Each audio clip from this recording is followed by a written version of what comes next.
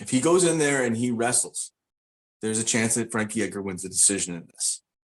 And I'm going to go in on it. So I'm thinking Frankie Edgar decides that he wants to win one of his last fights of his career, whatever way he needs to. And I think Frankie Edgar is going to go back to the well and wrestle in this fight. And I think Frankie Edgar is going to win this decision. So I'm going to go the dog shot on this. I don't know what the numbers are sitting at right now. The stats, I mean, really, Frankie Edgar lands 3.7, absorbs 2.7, which I think that number's gotten a lot better in the sample size recently. In some of his dogfights in the past, that number would have been a lot more inflated. If you look at Marlon Vera, he lands 3.91 and absorbs 4.08. So, yeah, man, I think that Frankie Edgar landing 2.28 takedowns in 15 minutes, I like it.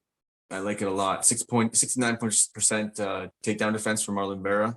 But Frankie Edgar, if he wants to go to his wrestling, is like a high-level wrestler. So I'm taking a shot. I realize it. I get it.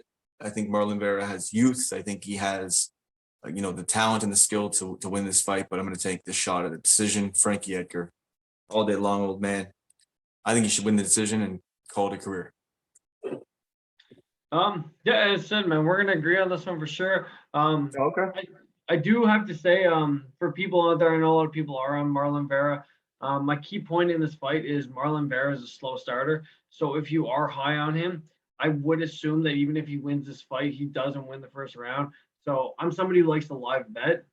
And if you're interested in the Marlon Vera spot, I really think you're probably going to get a better line after the first. Just because even if you look at his fight with Davey Grant, super slow starting and then came out and put in work in the last two and won a unanimous decision.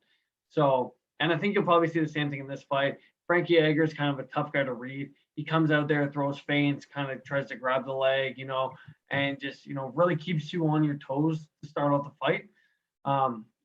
So I think Vera drops the first. For me, it's just with Frankie and where I get a little bit nervous is where his durability's at. All the guys he's been finished by have been complete killers. He just went 3 rounds with Max Holloway not that long ago. And he actually beat Max Holloway in the first round. So although Max Holloway obviously did win that fight, he did steal a round from Holloway, which nobody's been able to do that other than the champ in a long time. So other than that, his losses have come to Chan Sung Jung and Corey Sandhagen. And then he has a win over Pedro Munez mixed in there. And it's a split decision. I thought it was unanimous. I thought he did more than enough to win, but that's just me. But that's a good fight to look at if you want to compare this, because Pedro Munez is a straight in-your-face guy, and Frankie Edgar was just able to be the smarter fighter. He didn't even really need to mix too much of his wrestling in there, but it was there if you wanted for it. And look at Vera, and I think he'll have a relatively similar style. He's a lot more kick-oriented than Munez is. But I think with him throwing those kicks, he's also going to leave himself a lot more open to the takedowns.